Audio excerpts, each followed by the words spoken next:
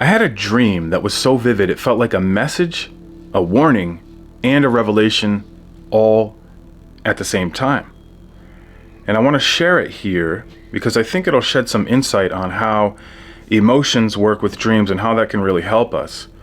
But in this dream, I'm driving up this impossible mountain. And then what happens next left me questioning everything. Now, mind you, most of the times that we dream, if we don't write it down as soon as we wake up, it's pretty much gone. But I do remember this dream without writing it down because it was so vivid. It was so clear and prominent. So I'm driving up this ridiculously steep hill. It was almost like it was like vertical, basically. And I'm hugging the steering wheel because I don't want to tip backwards. And I'm like just driving up this hill. So if you can think about what Rayun Canyon in Los Angeles, California looks like, it was kind of like that, but 10 times worse. It was completely unsafe to drive. And yet for some reason I'm up there driving. Somehow I get really high up on this mountain, and once I get up there, I decide I'm gonna turn down and go back. But I'm looking down, I'm like, damn, how am I gonna get down from here? I don't have any clue. It looks too crazy. I can't get down. So I'm looking below, and I see this, you know those big stop signs you see at intersections that are merging onto the highway? It was one of those big stop signs. And I'm like sitting perched in between this tree that's growing out of the mountainside. You know how when a tree grows outward and up on the side of a mountain? So I'm kind of like that. I'm kind of like hanging on to this tree and I'm looking down. And all of a sudden this car comes screeching down and just crashes right into like the side of the cliff near the stop sign. And then before you know it, before I can even process what the hell's going on, another car just comes down, boom, crashes into that one. So I'm kind of like froze there looking at what's going on. And then one after another, bang, boom, crash, just mad cars crashing into each other. It's like they're kind of like a massive pileup, but cars are just tumbling down the mountainside like dominoes falling off a cliff. So I'm staying there. I'm like looking down and I'm thinking, how the hell am I gonna get down from here? So what I did was I woke up. That's what I chose to do in that moment. You know how when you're in a dream and it becomes a point where you're like, wait a minute, I think I'm in a dream. I could snap out of it and wake up. So that's exactly what I did. But I find it funny that I chose to wake up in that moment. And every time I have a dream that's this vivid, I can't help but think to myself, what does it mean? For example, do you know that if you're dreaming about driving in a car, it represents your journey through life because it symbolizes a sense of control over your life's direction. But if you're not the one driving the car and you're the passenger, it could be symbolizing that you're feeling like you're being controlled by others. Usually when you're younger, you might have a dream where you're in the passenger seat or in the back seat of the vehicle. So driving the car is symbolic of your independence. Dreams are full of symbols, and I believe that they reflect our emotions. So to me, this dream was just so clear. It felt like a metaphor for ambition. Think about it, climbing the mountain. It's like climbing the mountain of life, pushing toward a goal, striving for something bigger, trying to conquer something. But the interesting question that hit me was, why was I even trying to get back down anyway? That part really stuck with me. Was the dream telling me that it's more dangerous to actually turn back than to keep pushing forward? So it's like once you reach a certain level, retreating is no longer an option. Maybe I should have turned around, seen the wreckage, and said to myself, there's no going back. I have to keep climbing. So if I have that kind of dream again, that's exactly what I'm gonna do. The only way forward is up. When it comes to reoccurring dreams, I have these all the time. Same dreams over and over again. I have dreams where I'm climbing mountains, discovering hidden beaches, and I took it upon myself to really figure out what this all means. So let me just share another one with you. One time I was on this old bus I wasn't the one driving, but we were climbing this mountain. There was other people in the bus. There's fruit trees everywhere, papayas, bananas, avocado, pineapples. They're all growing wild on the hillside. And I just remember thinking, maybe this place actually exists. It looks like Peru or Costa Rica, something like that. I don't know. But I'm traveling up this mountain and I'm taking in all the scenery. It's beautiful. I'm watching all the vegetation pass by, and it's a good feeling.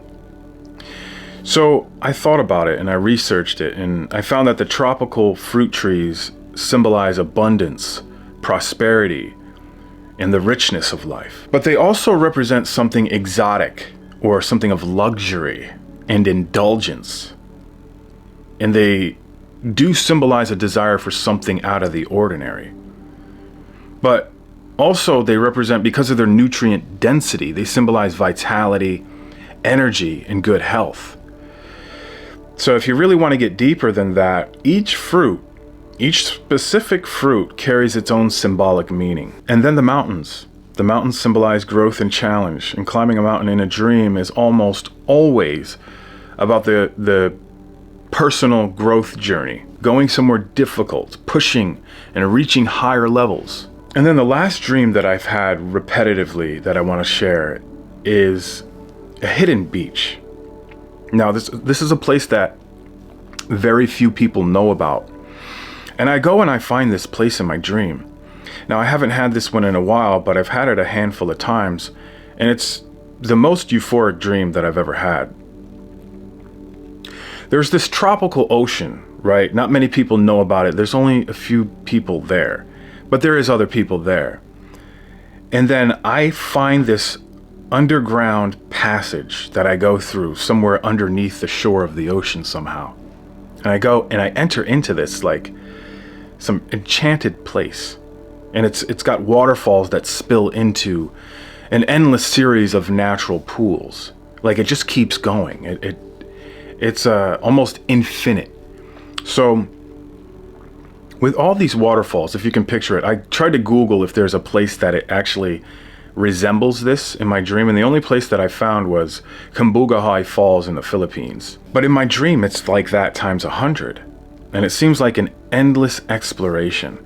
And every time I think, all right, I'm in one pool and I'm looking to the next one. I'm like, all right, I gotta go down there now and check that one out. And I just keep going to the next one. And the first couple of times in this dream, it's just me exploring everything. And it's cool because I'm discovering like these hidden places. But the feeling in the dream is incredible because every pool is like pure novelty. There's something new and something different about each one of them. Almost something majestic. But then something changed at some point. Because in later dreams, what I would do is I would bring a specific person with me. I don't see their face, but it's a specific person from certain points in my life. And a few different people that I can think of. And the thing is I can only bring one person at a time. But the whole thing about bringing this specific person is that I want to surprise them. I want to show them, look what I found. This is amazing, right? You know, and then share that joy with that person. So I'm thinking to myself, maybe that means something. And you might feel like this too. Maybe you've had dreams that are similar to this. And you think about it, and it's like maybe it's something that you have to do alone first. Like it's a rite of passage. You have to make the journey yourself before you can bring anyone else along. But again, I mean, maybe it's because nobody fully understands where you're coming from or where you're headed. So first you have to get there. And then once you know the way, then you can show other people the way. Now, the waterfall dream that I had is one of my favorites by far. I love to dream that dream every single night if I could. But if I did, eventually it would probably lose its magic, right? Because it would start to feel routine. The adventure would be over. So it's probably good that I can't force myself to dream the dream every night. So I just want to encourage you to think about some of the favorite dreams you've had and really break those dreams down, analyze them and find out what they mean. I mean, you can search on Google, you can go to Gemini, ChatGPT, I mean, they'll ask you more questions about the dream. What about this? What about that? You can really deep dive into your dreams. And I would say write down the meanings of these dreams. Because, for me, it had me questioning whether the next levels, or really the next step, is not just getting to these places, but actually bringing someone else along. So there was a lot of things in the dream when I used to have the dream. This dream is from years ago, but it was a fascinating dream. So I kind of looked up a lot of this stuff lately. And the hidden beach is symbolic of the reward after the journey. So when you finally get there, the hidden paradise, it's like reaching a place of peace, a place of clarity, something deeply fulfilling for you, whatever it may be. But the thing about it is you can't rush it. You really got to enjoy the process. So maybe this dream is telling in what so many of us actually struggle with. You know, sometimes we want to bring people along too soon. We want people to understand our vision before we even fully grasp that vision ourselves. But some of the journeys and some of the mountains that we're climbing, we've got to climb them alone first. And then we can show the way. So maybe the final step, the highest level of mastery, is not just getting there, but bringing others along with you. Think about it.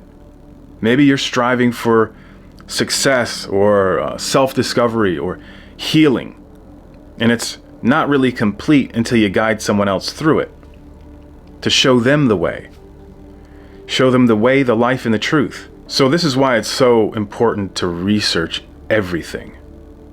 And because I looked up this dream, I understand what the tropical setting means, and it symbolizes, but it's actually a yearning for freedom, for adventure and new experiences. It represents a desire to break free from the mundane routine and explore uncharted territories.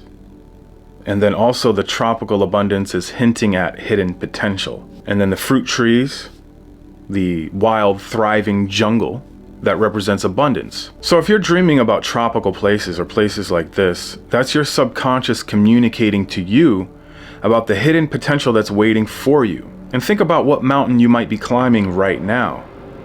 Are you enjoying the journey?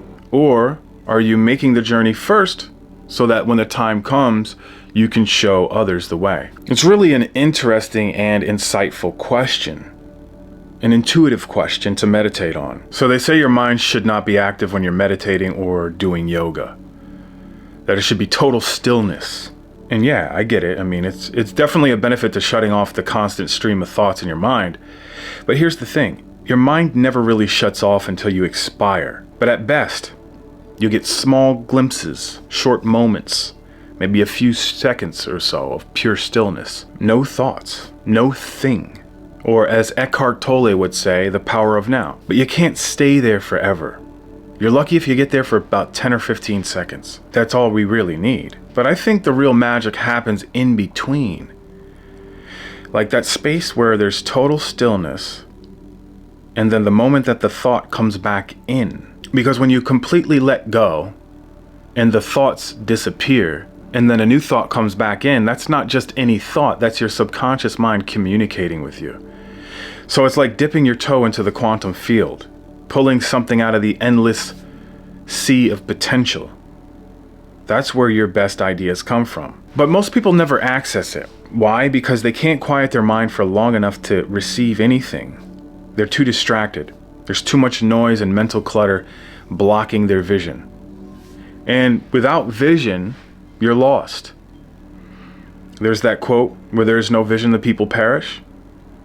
Which also means when you do have vision, you flourish.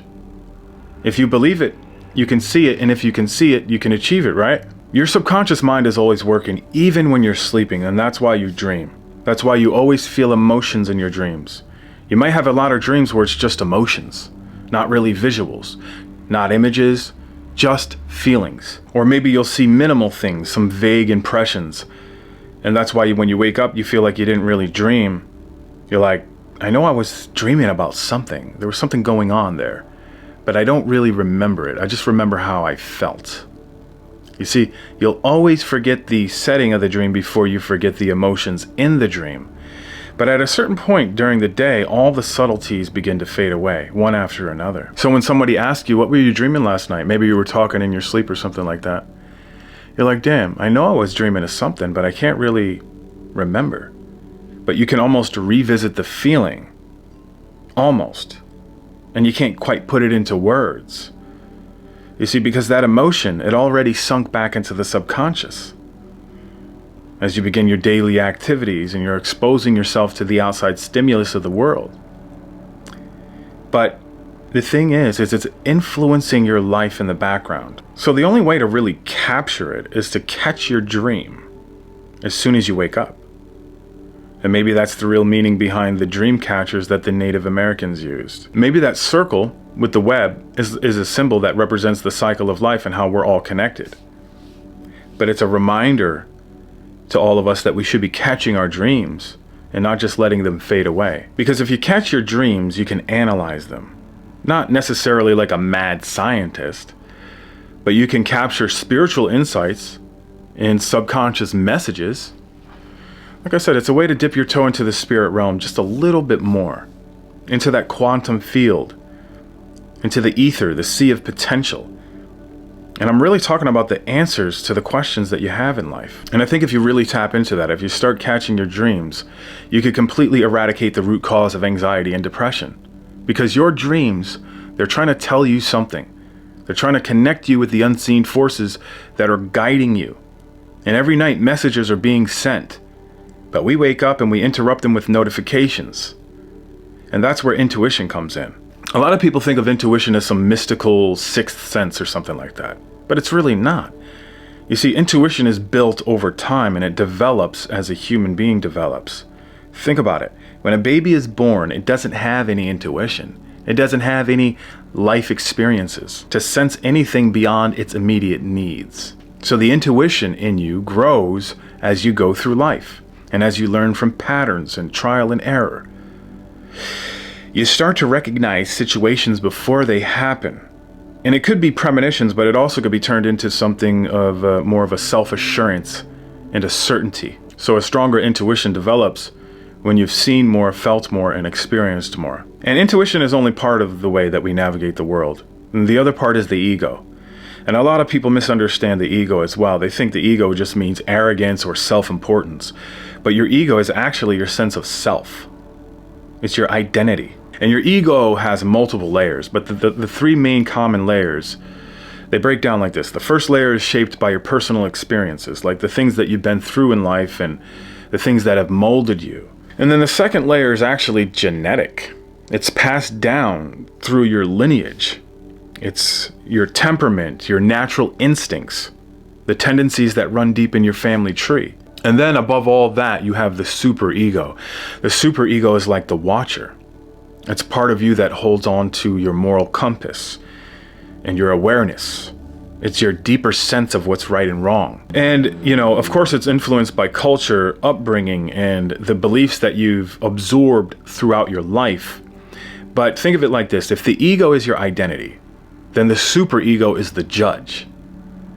And it's constantly checking whether you're acting in alignment with what you've been taught to believe is right. And this all happens on a subconscious level. So this is why understanding your subconscious and catching your dreams is so powerful.